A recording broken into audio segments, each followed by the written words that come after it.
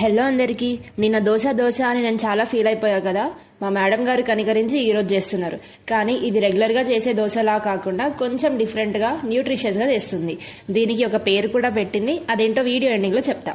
ఇప్పుడు ప్రాసెస్ చూద్దాం. ఇందాక వీడియోలో చూపెట్టిన 6 రకాల పప్పులు, బియ్యం, అటుకులు అన్నీ ముందు రోజు నైట్ నానబెట్టుకోవాలి.